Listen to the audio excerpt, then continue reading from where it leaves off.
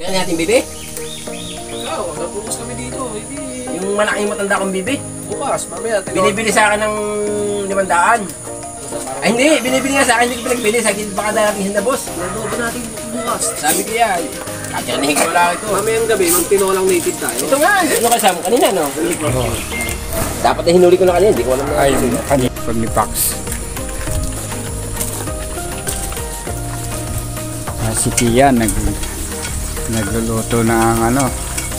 Yung pinakamahirap na lutuin sa lahat ay yung pagluluto ng itlog.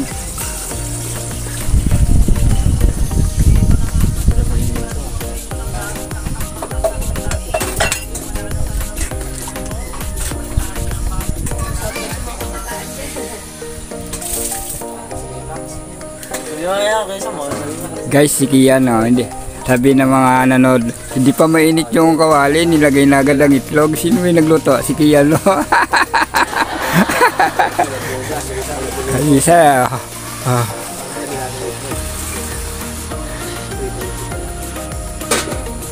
Ito mo yung tatay, oh. Talagang pinagsisikapan na matuto sa buhay yung mga anak niya para pag punta niya ng Germany, alam niya na hindi ano sa bahay. Tingukus ko siya. Tuloy mo na kasi ng tubig yan. Nagka ka na magbandaw. Bandaw mo dyan isang beses, pangalawang beses ulit. Bandaw mo dyan.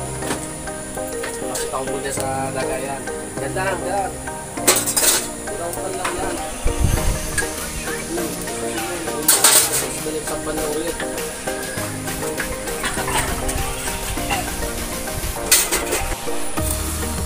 Okay, may bunga na.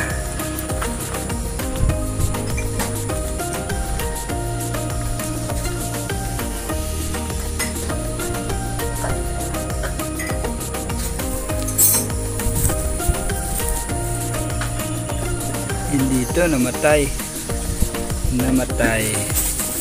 Ito namatay, oh. Sayang. Namatay siya. Namatay. Namatay.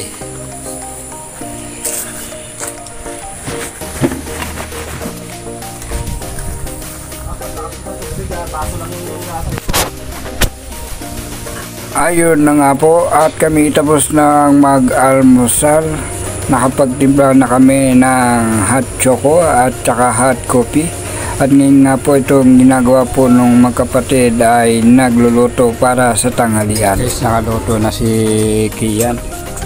Matapos niya maluto ang kanin. Yun, no? Kitang-kita. Ang tawag po dyan ay egg omelette. Kapag po pumalpak, sigurado uulit. Egg omelette.